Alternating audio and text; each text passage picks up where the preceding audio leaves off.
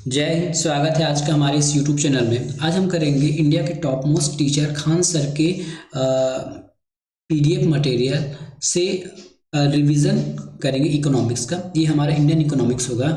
हम इसको बहुत फास्ट वे में पढ़ेंगे। ये कम्प्लीटली आपका फास्ट रिवीजन है, ठीक है। फास्ट रिवीजन है। अभी तक आपने जितने पढ़े होंगे एक बार आप इस नोट से पढ़ के देखिएगा। देखिएगा पीएससी व्यापम में कहीं ना कहीं आपके 2 से 3 क्वेश्चन, है ना, या उससे भी ज़्यादा क्वेश्चन यहाँ से आपको बनते हुए नजर आएंगे। तो आज का हमारा ये पहला क्वेश्चन है या पहला क्लास है। तो क्वेश्चन देखते हैं और क्वेश्चन को समझने के साथ पूरे टॉपिक्स को हम समझेंगे। अर्थशास्त्र का मतलब क्या होता है? देखिए यहाँ पे लिखा है शास्त्र। शास्त्र मतलब नियम, ठीक है। तो अर्थशास्त्र में हम नियम और सिद्धांत की बात करते हैं। यदि मैं बात करूं कि प्रॉफिट को मैं पी लिख देता हूं और लॉस, कि हमको प्रॉफिट कैसे होता है, लॉस कैसे होता है, इसका एक पर्टिकुलर नियम होगा, ठीक है। ये हमारा अर्थशास्त्र कहलाएगा। लेकिन यदि हमारे पास कोई संसाधन है, मान लेते हैं हमारे पास 100 रुपये है, तो इस 100 रुपये में किस प्रकार हम अर्थव्यवस्था करें या फिर इस 100 रुपये का किस प्रकार से यूज करें कि हमको लाभ हो, ठीक है। मतलब कैसे मैनेज करें हमारे संसाधन को। जैसे हमारे पास तेल के कुएं हैं या फिर जितने भी माइंस हैं या फिर जो भी संसाधन है उसको कैसे यूज करें, इसको कहते हैं हम अर्थशास्त्र, ठीक है। जिससे प्रगति हो मतलब कोई भी अर्थव्यवस्था में कोई भी हमारे पास, जैसे हमारे पास खनिज है उसका कैसे उपयोग करें, है ना, उसका व्यवहारिक अध्ययन अर्थव्यवस्था कहलाता है और सैद्धांतिक को हम अर्थशास्त्र कहते हैं, ठीक है। या इन शॉर्ट ये कह सकते हैं हमारे पास सीमित संसाधन है, जैसे तेल है, पेट्रोल हो गया, डीजल हो गया, ठीक है। ये हमारे पास सीमित संसाधन है और हमारी इच्छाएं असीमित है। उसी चीज को कैसे मैनेज करें, ठीक है। हमारे पास तेल कम है, यूजर ज्यादा है, ठीक है। पेट्रोल कम है, बहुत सारे गाड़ी वाले हैं भराने के लिए, मतलब हमारे पास चीजें कम है लेकिन हमारी जो इच्छा है, जो उपयोग है वो असीमित है। तो उसको कैसे मैनेज करें, ठीक है, कैसे मैनेज करें, तो उसी मैनेज करने के तरीके को क्या कहते हैं, अर्थव्यवस्था कहते हैं, ठीक है। संसाधनों का प्रबंधन, चयन एवं वितरण को हम अर्थव्यवस्था के नाम से जानते हैं, ठीक है। वही आपको मैं बताया ना, यदि हम नियम कानून पढ़ते हैं, सैद्धांतिक रूप से लेते हैं, तो उसको हम अर्थशास्त्र के नाम से जानते हैं। और उसी चीज को व्यवहारिक रूप में अध्ययन करेंगे तो हम उसको अर्थव्यवस्था के नाम से जानेंगे। दोनों में बस थोड़ा डिफरेंस है, ज्यादा कोई अंतर नहीं है। अब देखते हैं अर्थशास्त्र की कंप्लीट व्याख्या। यहाँ से अर्थशास्त्र क्या चीज है? इकोनॉमिक्स, अर्थव्यवस्था, न्यूनतम संसाधनों में अधिकतम उत्पाद को अर्थव्यवस्था कहते हैं। क्या कहा मैंने? न्यूनतम संसाधनों में अधिकतम उत्पादन को हम कैसे करें, उसको अर्थव्यवस्था कहते हैं। मान लेते हैं यहाँ पे एक एग्जांपल ले रहा हूँ, मेरे पास 100 रुपया है। इस 100 रुपये से मैं क्या कर सकता हूँ? पहली बात, इस 100 रुपये को यदि मैं 2% ब्याज पे देता हूँ, मान ले 5% ब्याज पे दूंगा, तो मुझे लास्ट में 105 रुपया मिलेगा। मतलब मैंने 100 रुपये का 105 रुपये बनाया। ये एक पहला तरीका हो सकता है। दूसरा तरीका ये हो सकता है, इसी 100 रुपये का मान लेता हूँ यदि मैंने 50 रुपये का बेसन खरीदा और 50 रुपये का तेल और अन्य सामग्री खरीद के मैंने पकोड़े बनाए और पकोड़े को बेचा मैंने टोटल 120 रुपये में। देखिए यहाँ भी 100 रुपये था और यहाँ भी 100 रुपये था, लेकिन पहले मैंने केवल ब्याज के चक्कर में केवल 105 रुपये बना पाया। लेकिन इसको मैंने अच्छे से मैनेज किया। 50 का बेसन लिया, 50 का तेल, मिर्चा, धनिया जो भी आप लगाते हो एक्सेट्रा, वो सब मिला के मैंने बनाए पकौड़े और उसको बेचे मार्केट में। तो मुझे टोटल इनकम मेरा कितना हुआ, सब मिला के 120 रुपया। तो यहाँ तो 100 रुपया मुझे मिल गया, मेरा मूल था, और 20 रुपया। कहने का मतलब है उसी अर्थव्यवस्था को हम कैसे मैनेज करें, है ना, न्यूनतम संसाधनों में कैसे मैनेज करें कि वो अधिक उत्पादन दे, उसको हम कहते हैं अर्थव्यवस्था, ठीक है। अर्थशास्त्र के जनक एडम स्मिथ को कहते हैं। इसकी पुस्तक है वेल्थ ऑफ नेशन, जो 1776 में प्रकाशित हुई थी। इन्होंने कर का सिद्धांत दिया, ठीक है, कर का सिद्धांत दिया। भारतीय अर्थशास्त्र के जनक विश्वेश्वरैया है, विश्वेश्वरैया, ठीक है। इसमें आपको थोड़ा सा जानना ये है कि यहाँ से कहाँ से क्वेश्चन बन सकते हैं, उसको मैं हाईलाइट कर देता हूँ। सबसे पहली बात तो ये अभी आपको पूछा जाएगा कि भारतीय अर्थशास्त्र के जनक कौन है, तो ये इसका नाम आपको याद रखना है, विश्वेश्वरैया, ठीक है। ये कौन है? भारतीय अर्थशास्त्र के जनक है, ठीक है। उसके बाद आपको नाम याद रखना है अर्थशास्त्र के जनक। यदि विश्व लेवल पूछा जाए तो एडम स्मिथ। कौन है? एडम स्मिथ है अर्थशास्त्र के जनक, और ये भारतीय वाले हैं, ठीक है। तो ये 2 चीज आपको याद रखना है।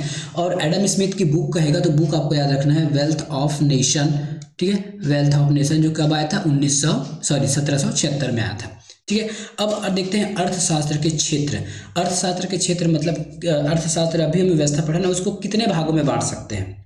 ठीक है, अर्थशास्त्र को हम कितने भागों में बांट सकते हैं उसको हम यहाँ से देखेंगे। तो उसको 3 भागों में बांट सकते हैं। 3 भागों में क्या होगा, आर्थिक क्रियाओं के आधार पर। क्या कहा पहले हमने, आर्थिक क्रियाओं के आधार पर। तो आर्थिक क्रियाओं के आधार पर हो जाएगा प्राथमिक क्षेत्र। प्राथमिक क्षेत्र वैसा क्षेत्र जो आपके भूमि से जुड़ा हो, भूमि से जुड़ा। आगे हम इसको और एक्सप्लेन करेंगे। भूमि से जुड़ा मतलब आपका खेती हो गया, पशुपालन हो गया, खनन हो गया। खनन मतलब जो माइंस है वो हो गया। ठीक है, जैसे आपके पास खेत है, खेत में आपने अनाज लगाया या पशुपालन किए या आपने उसको जंगल बना दिया या फिर पेड़ पौधे उगाए, फूल उगाए या फिर वहां से खनिज निकाले, तो ये हमारा प्राथमिक क्षेत्र हो जाएगा। ठीक है, अब द्वितीय क्षेत्र के बारे में आते हैं। तो मान लीजिए आपने क्या वहां से क्या बोया था, गेहूं। ठीक है, उस गेहूं को, है ना, उस गेहूं को आटा बनाने के लिए आपको कहाँ ले जाना पड़ेगा, किसी फैक्ट्री में ले जाना पड़ेगा। तो उस फैक्ट्री में गेहूं को पीसने के लिए लाएंगे ना, तो ये फैक्ट्री क्या हो जाएगा, द्वितीय क्षेत्र। कहने का मतलब जो प्राथमिक क्षेत्र जो खेतों से बनी हुई चीजें आती है उसको मॉडिफाई करने के लिए, ठीक है, मॉडिफाई करने के लिए जिस स्थान पे जाते हैं उसको हम द्वितीय क्षेत्र कहते हैं। इसमें लगभग आपके जितने भी कंपनीज हैं वो सब आ जाती है, जहाँ पे कुछ ना कुछ प्राथमिक क्षेत्र से बना हुआ चीज़ों को चेंज किया जाता है या फिर इसमें कुछ मॉडिफिकेशन किया जाता है। तृतीय क्षेत्र में क्या होता है, ये जो द्वितीय क्षेत्र में जो आटा बना है अब उसको सप्लाई करना है, बेचना है बाजार में। उसके लिए आपको क्या चाहिए, सेल्समैन चाहिए, आपको उसके लिए ट्रांसपोर्ट चाहिए, है ना, कोई ट्रक चाहिए, रेलगाड़ी चाहिए, या बेचने के लिए व्यक्ति चाहिए, है ना। अब बेचने के लिए व्यक्ति क्या हो सकता है, एक ऑफिस बनेगा, है ना। एक ऑफिस में कोई मालिक होगा, उसके कुछ एम्प्लॉय होंगे, कोई उसका मैनेजर होगा, कोई कुछ चपरासी होगा या फिर कोई ट्रक ड्राइवर होगा। तो ये सब आते हैं तृतीय क्षेत्र में। मतलब प्राथमिक क्षेत्र में क्या हो गया, भूमि आ गया और भूमि का उत्पाद। अब उस उत्पाद को यदि हमने थोड़ा भी मॉडिफाई कर दिया तो वो द्वितीय क्षेत्र कहलाएगा। तृतीय क्षेत्र उस मॉडिफाइड चीज़ों को मार्केट में बेचना, या मोटा मोटा कहें से कि बाजार कंप्लीटली अपने आप में एक तृतीय क्षेत्र है। ठीक है, तो ये किसके आधार पर हो गया, ये आपके आर्थिक क्रिया के आधार पर हो गया। अब कार्य के आधार पर देखते हैं तो संगठित क्षेत्र, संगठित क्षेत्र जहाँ पे वेतन वगैरह सब कुछ फिक्स है, छुट्टी, वेतन, नियम कानून बहुत सारे हैं, ये संगठित। जैसे रेलवे हो गया, सरकारी नौकरी हो गई, बड़ी बड़ी जो कंपनियां होगी जहाँ पीपीएफ वगैरह काटते हैं, वो संगठित क्षेत्र है। असंगठित क्षेत्र मतलब ये मजदूरी है, आज है कल नहीं है, इसका कोई फिक्स रेट नहीं है। तो ये हो गया हमारा असंगठित रेट। जिस दिन आप काम पर नहीं जाओगे उस दिन आपका पैसा काटा जाएगा। लेकिन संगठित क्षेत्र में आपको काम के साथ कुछ छुट्टियां मिलती है और उस छुट्टी के दौरान भी आपका उस दिन का वेतन नहीं काटा जाता है, आपको पैसा दिया जाता है। ठीक है, तो ये हो जाएगा हमारा संगठित क्षेत्र। इसमें सारे सरकारी आ जाएंगे और जितने भी गवर्नमेंट के साथ जो बनते हैं ना वेंचर्स वगैरह वो आ जाएंगे। ठीक है, अब देखते हैं स्वामित्व के आधार पर, मतलब मालिकाना के आधार पर हम सार्वजनिक मतलब ये क्या हो गया आपका सरकारी, निजी कंप्लीटली निजी, जैसे टाटा हो गया, जियो हो गया, ये निजी हो गया। ठीक है, संयुक्त क्या होता है, जिसमें सरकार का और सरकार और प्राइवेट, जैसे शासन और प्राइवेट का, जैसे कोई कंपनी बड़ी कंपनी शासन के साथ मिलकर काम करती है, वो संयुक्त क्षेत्र है। उसके बाद आता है सहकारी, जिसमें लोगों की भागीदारी के साथ काम करते हैं, उसको हम सहकारी कहते हैं। चलिए इसको और आगे समझते हैं। ठीक है, ये देखिए जो मैंने बताया वही यहाँ पे लिखा है। प्राथमिक क्षेत्र में क्या आ जाएगा, जब आय का स्रोत सीधे प्रकृति से जुड़ा होता है तो उसको प्राथमिक क्षेत्र कहते हैं। कृषि, पशुपालन, मत्स्य और खनन। द्वितीय क्षेत्र, इसमें कारखानों को शामिल किया गया है, इसमें निर्माण तथा विनिर्माण आता है, जैसे आटा चक्की, गन्ना मशीन, फैक्ट्री, ये सब चीजें। तृतीय क्षेत्र क्या होगा, इसमें नौकरी, व्यापार, सेवा, दुकान शामिल करते हैं। एग्जाम्पल आपका हो जाएगा परिवहन, हॉस्पिटल, कोचिंग, नेता, खेल और शिक्षा और नौकरी। इसमें नोट करने वाली बात यह है कि तृतीय क्षेत्र में लोग बहुत कम लगे हैं किंतु उसकी आय बहुत अधिक है। जैसे जैसे लोगों का विकास होता जाता है वह प्राथमिक क्षेत्र को छोड़कर तृतीय क्षेत्र में आते हैं। कहने का मतलब लोग जो है खेती को छोड़ के नौकरी करने आ जाते हैं क्योंकि इसमें फ़ायदा ज़्यादा है, लोग कम है। यहाँ देखिए जैसे मान लीजिए हमारे पास एक खेत है तो खेत में आपके बहुत सारे लोग लगे, मान लेते हैं आपके पास 1 एकड़ खेत है, 1 एकड़ खेत में 4 से 5 आदमी लगेंगे और इसकी फ़ायदा कितना होगा, 1 एकड़ में यदि आप धान लगाते हो तो ज़्यादा से ज़्यादा आप कितना कमाओगे, 20 से 30 हज़ार रुपया। है ना, 20 से 30 हज़ार रुपये कमाओगे। लेकिन एक छोटा सा रूम में यदि आपके पास है, मतलब 10 बाई 10 का आपके पास रूम है, और यदि आप एक टीचर हो, कोचिंग चलाते हो, और आपके पास थोड़ा सा इन्वेस्टमेंट है, तो ऑनलाइन आप टीचिंग कर सकते हो, ऑनलाइन पढ़ा सकते हो, और इस 20 से 30 हज़ार से कई गुना ज़्यादा आप कमा सकते हो, है ना। तो इसमें इन्वेस्टमेंट कम है, जगह कम है, लोग कम लगते हैं, और पैसा भी अधिक है। जबकि प्राथमिक क्षेत्र में बहुत सारे जगह हैं, है ना, बहुत सारे स्पेस है, आदमी भी अधिक लगते हैं, और इसमें फ़ायदा भी कम होता है। ठीक है, तो यहाँ पे देखिए, जो प्राथमिक क्षेत्र का जो योगदान है हमारे जीडीपी में, मतलब एक भारत देश का जो कम्प्लीटली आय देखेंगे एक साल का, तो प्राथमिक क्षेत्र में केवल 17% योगदान रहेगा, द्वितीय क्षेत्र का 29%, और तृतीय क्षेत्र का 55% से भी अधिक योगदान रहता है हमारे पूरे जीडीपी में। संगठित क्षेत्र की बात करते हैं, तो जिसमें नौकरी की शर्त, समय और वेतन तीनों ही निश्चित हो, उसे संगठित क्षेत्र कहते हैं। जैसे बड़े कंपनी की नौकरी, सरकारी नौकरी, संगठित क्षेत्र में सार्वजनिक रोजगार, रेलवे तथा सेना में दिया जाने वाला कार्य, या फिर वहाँ की नौकरी।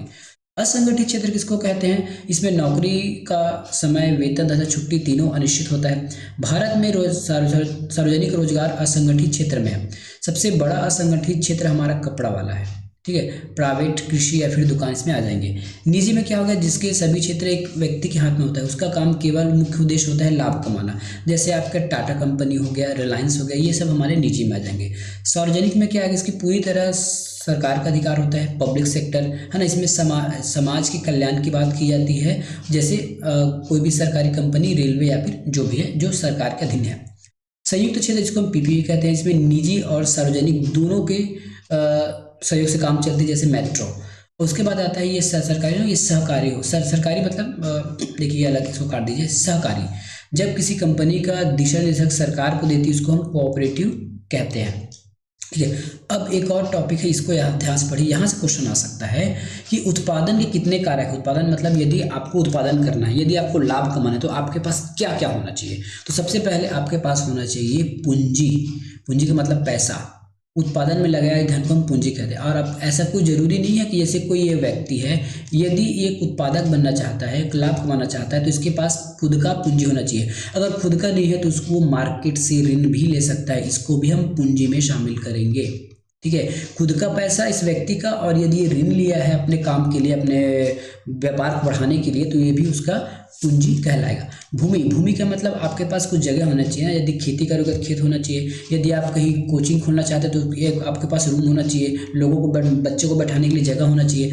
तो वो भूमि आपका खुद का भी हो सकता है या फिर उसका किराए का भी हो सकता है, ठीक है। अब तीसरा जरूरी फैक्टर ये है कि आपके पास श्रमिक होना चाहिए। यदि आप कोई कंपनी खोल रहे हैं, छोटा सा काम भी कर रहे हैं, ठेला लगा रहे हैं, दुकान लगा रहे हैं, होटल लगा रहे हैं, तो आप अकेले तो सब कुछ करोगे नहीं, आपको श्रमिक भी चाहिए, ठीक है। तो आपके पास श्रमिक भी होने चाहिए। वस्तु के उत्पादन के लिए काम करे मजदूरों को हम श्रमिक कहते हैं, ठीक है। उसके बाद होना चाहिए उद्यमी। उद्यमी का मतलब होता है स्वयं अपने आप का, है ना। जिस वह कंपनी का मालिक होता है, कंपनी मतलब जो भी काम कर रहा है, जो भी दुकानदार होगा या कंपनी होगा, बड़ा सा कोई बिजनेस होगा, तो वो जो खुद उसको रन कर रहा है, जो जोखिम उठा रहा है, उसको हम क्या कहते हैं? उद्यमी।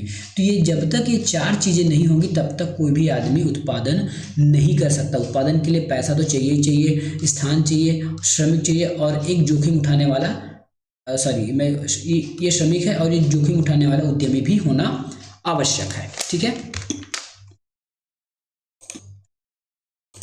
अब हम आगे बढ़ते हैं। अब देखते हैं इकोनॉमिक्स के प्रकार, देखते हैं, है ना। संसाधन के स्वामित्व या उत्पादन के साधन या सरकारी भूमिका के आधार पर कितने प्रकार के हो सकते हैं, इसको हम यहाँ पे देखें। मैं थोड़ा जूम कर दूं क्या? जिसको पढ़ाना है उसी को ज़्यादा जूम करता हूँ, ताकि आपको आसानी से आपको पता चलते रहे कि हम वहाँ पे पढ़ने के वाले हैं, ठीक है। थोड़ा सा और कम करो, ये इतना में आपको दिख जाएगा। सबसे पहला टाइप हम पढ़ेंगे पूंजीवादी। पूंजीवादी का मतलब क्या होता है? ये कंप्लीटली एक निजी व्यक्ति के हाथ में होता है, ठीक है। इसको हम अहस्तक्षेप बाजार, शक्ति, मांग व निजी स्वामित्व के नाम से जाने हैं। पूंजीवाद मतलब कोई एक व्यक्ति, है ना। मान ले जाते हैं कि आप एक गांव की कल्पना कीजिए, वहाँ कोई एक व्यक्ति है जो वहाँ सब काम करता है, वहाँ के जितने भी खेत हैं उसी के हैं, जितने भी काम कराने हैं, चाहे नल लगाना है या फिर कुछ भी प्रोडक्शन करना है, वो एक व्यक्ति के हाथ में है। तो व्यक्ति क्या करेगा? वो ज़्यादा से ज़्यादा अपना लाभ देखेगा, ठीक है। पूंजीवाद में क्या होता है, केवल लाभ देखा जाता है, जनता को क्या पसंद है क्या नहीं, इससे कोई लेना देना नहीं है, तो इसको हम बोलते हैं पूंजीवादी नीति। ठीक है, इसको हम हस्तक्षेप बोलेंगे, मांग व आपूर्ति वाला और निजी स्वामित्व वाला। ठीक है, अब ये हमारा कहाँ पे चलता है, तो ये कनाडा और अमेरिका में है। ठीक है, कनाडा और अमेरिका में है ये।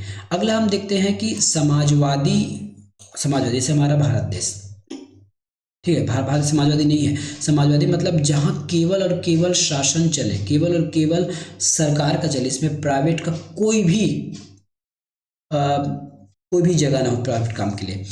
सरकारी हस्तक्षेप व फिर स्वामित्व, केवल और केवल सरकार यहाँ काम करेगा, प्राइवेट लोगों से कोई लेना देना नहीं है। जैसे क्यूबा, उत्तर कोरिया, ऐसे राज्य आधारित अर्थव्यवस्था भी कह सकते हैं। इसको हम राज्य आधारित अर्थव्यवस्था के नाम से भी जानते हैं। ठीक है, इसमें निजी लोग का कोई हाथ नहीं होगा, सरकार जो बनाएगी जो देगी वो आपको यूज़ करना पड़ेगा, आपके पास दोबारा दूसरा कोई ऑप्शन नहीं रहेगा। ठीक है, इसमें आपके पास दोबारा कोई भी ऑप्शन आपके पास इसमें नहीं रहेगा कि आप इसमें कुछ कर सकें। चलिए, ठीक है, अब तीसरा, हाँ, ये कहाँ कहाँ पे चलता है, ठीक है, तो ये आपके चलता है लगभग आपके चाइना वगैरह में। चलिए, अब हम बात करते हैं मिश्रित अर्थव्यवस्था। मिश्रित अर्थव्यवस्था में जहां दो लोगों की सहभागिता होती है, एक सरकार की दूसरा निजी, जैसे हमारे यहाँ सरकार है, फिर बड़ी बड़ी कंपनियां टाटा, जियो और बहुत सारे लोग सब मिलकर काम करते हैं, अकेला शासन नहीं करता, मतलब अकेला जो सरकार है वो कोई भी काम को अकेला नहीं करता, वो शेयर बांट देता है और शेयर के आधार पर कोई निजी व्यक्ति उसको साथ में काम करता है। ठीक है, तो ऐसा कहाँ कहाँ पे, भारत में है, स्वीडन में और फ्रांस में है। अब इसको हम थोड़ा सा डिटेल करके पढ़ते हैं। ठीक है, थोड़ा सा डिटेल करके हम इसमें देखते हैं कि इसको हम कैसे याद कर सकते हैं। इसमें हम इसको थोड़ा सा डिटेल करेंगे। हम पूंजीवादी अर्थव्यवस्था के बारे में समझते हैं। क्या है पूंजीवादी अर्थव्यवस्था, तो इसके प्रस्तुतकर्ता को देखिए, आपको नाम याद रखना चाहिए, पूंजीवादी। ठीक है, पूंजी का मतलब आपको समझना चाहिए, पूंजी अर्थवादी अर्थ, इसके प्रस्तुतकर्ता या फिर इसके इसको जो मानने वाले हैं वो कौन है, तो ये है आपके एडम स्मिथ, अर्थशास्त्री एडम स्मिथ, जो स्कॉटलैंड के है ना, एडम स्मिथ। इनकी पुस्तक लिखी थी द वेल्थ ऑफ नेशन। ठीक है, एडम स्मिथ है, वेल्थ ऑफ नेशन, और इसको हम अर्थव्यवस्था के जनक के नाम से जाते हैं, है ना। इसने क्या सिद्धांत दिया था, तो हस्तक्षेप की सिद्धांत दिया था। तो पूंजीवादी का आपको यहाँ याद क्या करना होगा, पूछ सकता है कि पूंजीवादी अर्थव्यवस्था की प्रस्तुतकर्ता कौन है, तो ये है एडम स्मिथ। इसने कौन सी पुस्तक लिखी, द वेल्थ ऑफ नेशन। याद कैसे रखेंगे, वेल्थ मतलब धन, धन किसके पास रहता है, पूंजी वालों के पास। ठीक है, इसका मुख्य विशेषता क्या है पूंजीवादी का, तो ये प्रतिस्पर्धा होगा। उद्देश्य क्या होगा, अधिकतम लाभ, है ना, अधिकतम लाभ होगा इसमें। उपभोक्ता के पास विकल्प बहुत सारे होंगे, जैसे मैंने ये बात किया कि पूंजीवादी, मान लेते हैं अगर पूंजीवादी है तो उसमें क्या होगा, आपके पास जैसे हम सरकारी की बात छोड़ देते हैं तो प्राइवेट में आपको यदि फ़ोन के बारे में, तो आपके पास जियो होगा, एयरटेल होगा, ये सब होगा। ठीक है, ये पूंजीवादी अर्थव्यवस्था है। इसमें क्या होगा, जितना जियो का दाम बढ़ा ले, जितने एयरटेल दाम बढ़ा ले, आप कुछ नहीं कर सकते, क्योंकि ये पूंजीवादी है, शासन की इसमें कोई भी इंटरफेयर नहीं होगा। ठीक है, केवल आपको जियो मिलेगा, एयरटेल मिलेगा, मतलब इसमें ग्राहक के पास ऑप्शन रहता है। पूंजीवादी है तो ये ग्राहक के पास इसमें ऑप्शन रहता है कि वो जियो में जाए, एयरटेल में जाए। पूंजीवादी अर्थव्यवस्था जब उत्पादन के सभी कारक, मतलब चार देखे थे ना, पूंजी, श्रमिक, स्वामित्व और भूमि, ये चारों कारक यदि किसी निजी व्यक्ति के हाथ में हो तो वो पूंजीवादी अर्थव्यवस्था कहलाता है। जैसे यूएसए, जापान, चीन, ये सब पूंजीवादी अर्थव्यवस्था कहलाते हैं। ठीक है, इसमें गरीब को ध्यान न रखकर केवल और केवल बाजार को ध्यान रखें। बाजार मतलब कि बाजार की डिमांड क्या है, गरीब से कोई लेना देना नहीं है, गरीब खा रहा है कि नहीं खा रहे से कोई लेना देना नहीं है, बस उसको अपने लाभ से मतलब होता है। अगला देखते हैं समाजवादी अर्थव्यवस्था। इसके प्रस्तुत करते हैं आपके दर्शन, इसके जर्मन दार्शनिक है कार्ल मार्क्स, है ना। इसकी पुस्तक है दास कैपिटल। ठीक है, ये दास कैपिटल, इसका प्रयोग हुआ था सोवियत संघ और चीन के साथ। इसकी विशेषता होती है जन कल्याण, केवल और केवल जन कल्याण। ठीक है, बाजार प्रतिस्पर्धा का अभाव रहता है, कहने का मतलब उसमें आपको यहाँ प्रतिस्पर्धा थी, देखिए यहाँ पे जियो एयरटेल था, लेकिन ये समाजवादी, इसमें प्राइवेट का हिस्सा ही नहीं है, ना आपके पास जियो है ना कुछ नहीं, केवल और केवल BSNL होगा। यदि उसका सिग्नल है तो बात करो, तो मरो, क्योंकि इसमें सरकारी ही मेन है, प्राइवेट लोग को दिया ही नहीं हाथ में। तब क्या करे समाजवादी, आपके पास जो शासन ने दिया चुपचाप उसको रखो, ये होता है समाजवादी। ठीक है, बाजार प्रतिस्पर्धा का अभाव मतलब कोई कोई तीसरा पार्टी है नहीं तो कहाँ से प्रतिस्पर्धा होगा। यदि आपके पास अगर बीएसएनएल होता तो केवल बीएसएनएल पे ही बात करते, चाहे उसका उसमें नेट चले या ना चले, आपके पास तो कोई ऑप्शन नहीं। लेकिन आज हमारे पास ऑप्शन है क्योंकि हम मिश्रित में हैं, ठीक है। तो केंद्रीय आर्थिक योजना होती है बाजार कीमत के स्थान पर प्रशासकीय कीमत, मतलब जो सरकार जो तय कर दिया वो नियम या फिर वो दर होगा। समाजवादी अर्थव्यवस्था, जब उत्पादन के 4 कारक पर सरकार अधिकार हो तो उसे समाजवादी अर्थव्यवस्था कहते हैं। इस अर्थव्यवस्था में उत्पादन के साधनों पर सरकार का स्वामित्व होता है। सरकार अर्थव्यवस्था या आर्थिक क्रियाएं उत्पादन तथा उपभोग सभी संचालित करती है। इसका ये कहाँ कहाँ पे चले, समाजवादी सोवियत संघ है, वियतनाम है, उत्तर कोरिया, यहाँ पर केवल समाजवादी अर्थव्यवस्था चलता है, ठीक है। अब हम देखते हैं तीसरा, मिश्रित अर्थव्यवस्था। ब्रिटिश अर्थशास्त्री जॉन मिनार्ड किन्स ने इसको प्रस्तुत किया था, मिश्रित अर्थव्यवस्था को। इसकी पुस्तक है the general theory of employment, interest and money, ठीक है। अब ये आया क्यों था, कारण थे 1929 में एक महामंदी आ गई। अब क्या करें, अब प्राइवेट वालों को भी साथ में लिया गया कि चलो भाई आप भी हमारा सहयोग करो। अब हम इसको बोलते हैं मिश्रित अर्थव्यवस्था। जब उत्पादन के 4 कारकों पर निजी और सरकार दोनों का अधिकार हो उसे हम मिश्रित अर्थव्यवस्था कहते हैं। यह पूंजीवादी तथा राज्य आधारित अर्थव्यवस्था का मिश्रित रूप है। भारत, पाकिस्तान और श्रीलंका इसी अर्थव्यवस्था पर काम करती है, ठीक है, इसी अर्थव्यवस्था पर काम करती है। आगे देखते हैं द्वैध अर्थव्यवस्था क्या कहलाता है। वैसी अर्थव्यवस्था जिसमें परंपरागत तथा आधुनिक विधियों का प्रयोग करे उसे हम द्वैध अर्थव्यवस्था कहते हैं। समांतर अर्थव्यवस्था क्या होगा, काला धन अत्यधिक बढ़ जाने पर समांतर अर्थव्यवस्था कहते हैं, जिससे मौद्रिक नीतियां कम प्रभावी होती है। मौद्रिक नीति हम अगले चैप्टर में बात करेंगे। काला धन क्या होता है, तो देखिए काला धन किसको कहते हैं। वैसा धन जिस पर टैक्स नहीं दिया गया, जैसे आपने कुछ 100 रुपये कमाया और आपने इस पर कोई भी शासन को जीएसटी या फिर टैक्स नहीं पटाया, तो ये 100 रुपये आपके लिए काला धन कहलाएगा, क्योंकि ये सरकार को उसका हिस्सा आपने नहीं दिया है। काला धन की जानकारी सरकार को नहीं रहती है। मौद्रिक का क्या है, किसी श्रम के बदले मिलने वाले धन, मतलब कहीं आप काम करते हैं, जैसे आप कोई दुकान पे काम करते हैं और आपको वहाँ का जो मेहनताना मिलता है, मान लेते हैं आपको एक दिन का 100 रुपये मिलता है, तो ये उसकी मौद्रिक आय हो गई। याद रखिएगा ध्यान से, है ना। अब हम देखते हैं प्रयोज्य आय क्या होती है। तो मौद्रिक आय मतलब आपने 100 रुपये कमाया, उस पर टैक्स घटाने के बाद, मतलब गवर्नमेंट को टैक्स देने के बाद जो पैसा बचता है वो हमारा क्या कहलाता है, प्रयोज्य आय या फिर व्हाइट मनी। अब मान लेते हैं इस 100 रुपये पर आपने 30 रुपये टैक्स दे दिया सरकार को, तो बचा 70 रुपया, तो ये आपका प्रयोज्य आय हो जाएगा। ये इसको हम व्हाइट मनी के नाम से भी जानते हैं। अब देखते हैं वास्तविक आय। प्रयोज्य आय में देनदारी या ऋण को हटा देने पर, मतलब आप जीवन जी तो किसी से रेंट लिए होंगे, उधार लिए होंगे, तो आपके पास पैसा आ गया 70 रुपया। अब आपके पास था उधारी 20 रुपये, इसको पटाने के बाद आपके पास बचा 50 रुपया, तो ये हमारा वास्तविक आय कहलाएगा। हमने कमाया कितना था, 100 रुपया, उसमें से 30 रुपया टैक्स में चला गया और 20 रुपये जिससे हमने अपने फ्रेंड से उधारी लिया था, 20 रुपये उसको पटा दिए, बचा हमारे पास 50 रुपये, तो ये हमारा क्या कहलाएगा, वास्तविक आय कहलाएगा, ठीक है। तो आज की वीडियो में इतना ही, मिलेंगे नेक्स्ट वीडियो में। कैसा लगा जरूर बताइएगा, धन्यवाद।